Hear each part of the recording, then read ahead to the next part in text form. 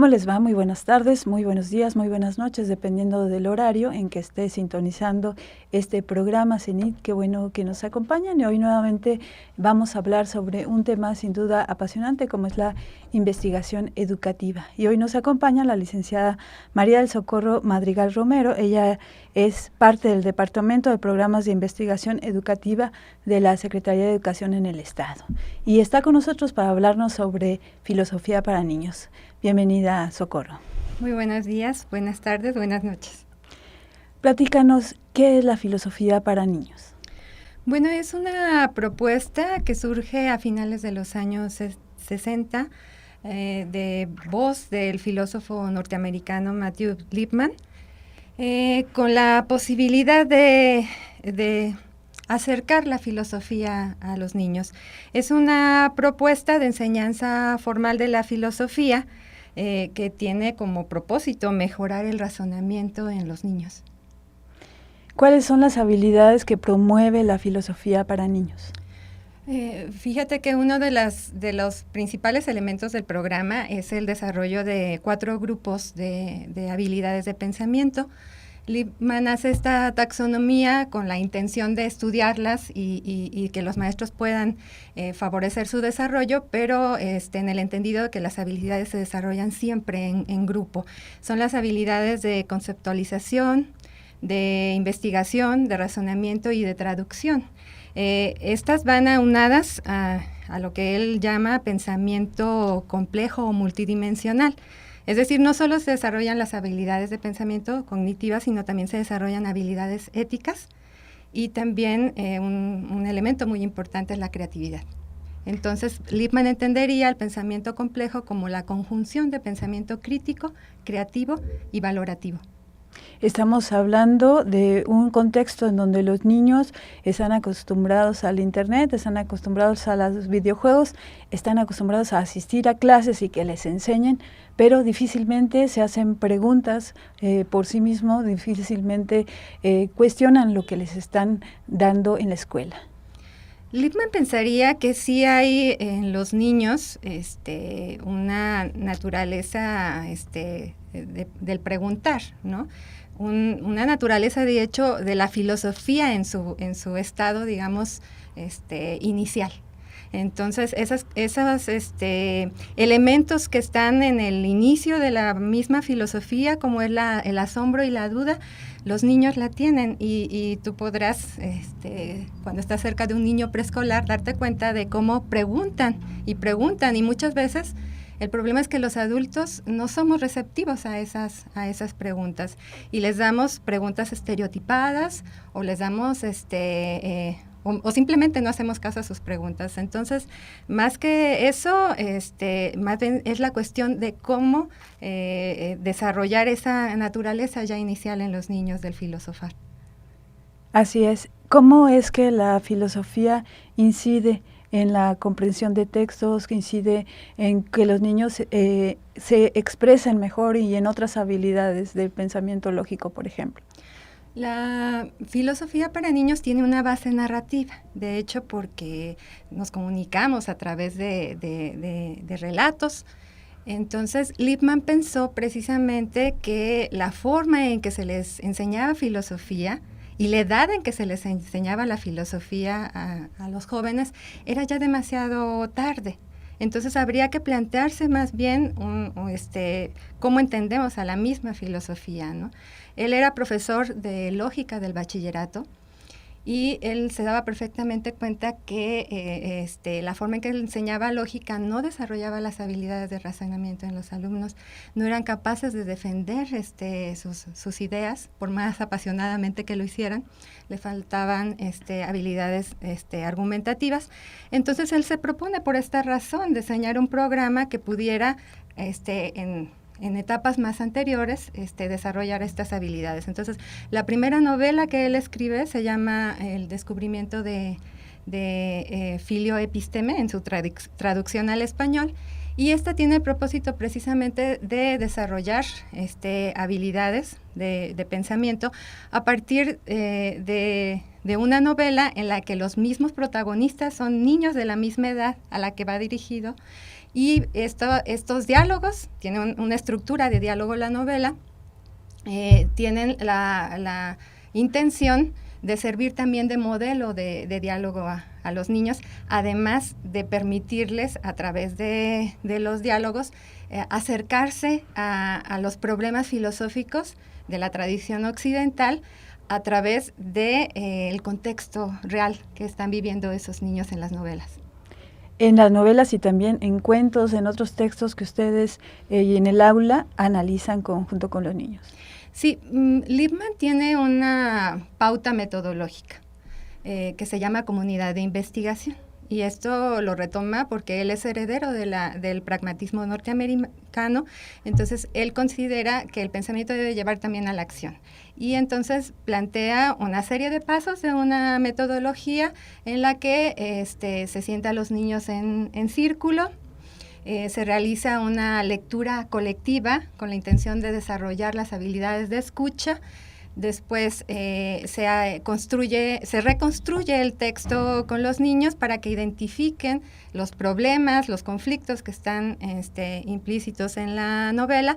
Posteriormente, el profesor elabora conjuntamente con los niños una agenda de discusión a partir de preguntas que los niños elaboran de aquello que les inquietó del texto. Una vez que está la agenda, se pasa a elaborar grupos de preguntas, hacer una categorización de ellas y muchas veces por votación, muchas veces por las propias elecciones que los niños hacen, se toma una pregunta para a partir de ahí iniciar el diálogo filosófico. Después lo que se trata es de ir analizando cada idea que se pone en perspectiva en la comunidad de investigación, hasta, ahora sí como decía Sócrates, hasta donde el argumento nos lleva. Y finalmente, cuando los niños sienten que ya han terminado de discutir en función de analizar conceptos, de desarrollar habilidades y de hacer juicios de valor, digamos también, se procede a hacer un cierre, ¿no? Una recapitulación de la discusión. Y en el caso de los más pequeños se puede hacer, para desarrollar las habilidades de traducción, cerrar con una actividad de expresión artística. ¿Están ustedes fomentando el pensamiento creativo, el pensamiento lógico, también la formación de valores en estos niños de edad preescolar? Esto sin duda va a tener un impacto en lo que es la educación básica, por ejemplo, en mejorar habilidades matemáticas, por ejemplo, de pensamiento, incluso de expresión oral en los niños. Sí, cuando empezó a aplicarse el programa en México, se trabajó en un grupo de profesores de educación secundaria en el Estado de México. Iniciando este trabajo, la doctora Teresa de la Garza, que es de las precursoras del trabajo de filosofía para niños en nuestro país, y en poco menos de un año ella presentó resultados a las autoridades educativas donde era muy evidente cómo los niños habían avanzado, sobre todo en la comprensión lectora, en la resolución de problemas, ¿no? Que son las habilidades básicas, ¿no? Sobre las cuales se desarrollan posteriormente casi todos los demás aprendizajes. Así es, ustedes están aquí en Michoacán desarrollando este programa de filosofía para niños impulsado por la Secretaría de Educación en el Estado. ¿Cómo se ha desarrollado? ¿Hacia quién va dirigido? Finalmente, después de muchos años de insistir en las bondades del programa de filosofía para niños, se fueron dando las condiciones. En noviembre, el 25 de noviembre de 2013, se firmó un convenio entre la Facultad de Filosofía, doctor Samuel Ramos Magaña, y la Secretaría de Educación en el Estado, con la intención de promover la formación de docentes de educación básica para que pudieran ellos vivir la comunidad de investigación, desarrollar algunas habilidades tanto filosóficas y pedagógicas que se requieren para poder impulsar el programa de filosofía para niños y posteriormente aplicarlo en sus aulas. Hasta este momento hemos, durante 2 ciclos escolares, formado a 50 educadoras, digamos con un impacto más o menos en 1,100 niños.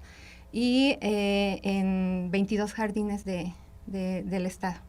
¿Cuáles son algunas de las experiencias, compártenos, que han tenido a partir de este acercamiento con las docentes y con los estudiantes de preescolar? En el proceso de formación de las educadoras, uno de los primeros aspectos que comunican es enfrentarse más bien a desaprender cómo habían aprendido ellas filosofía, ¿no? Casi todas reconocen que se les había enseñado historia de la filosofía como una asignatura difícil, oscura, ¿no? A veces está inútil, no sabían para qué. Y acercarse a la filosofía desde una forma, digamos, lúdica, contextualizada, pues les permitió darse cuenta de que la filosofía era otra cosa, ¿no? En los procesos de formación eso casi siempre coincide en las educadoras. Y luego ya cuando van a aplicar a los jardines de niños, uno de los aspectos que también les sorprende a ellas mismas, porque hay una etapa de formación que les sigue una etapa de ejemplificación de la práctica donde, en este caso yo trabajo con los niños.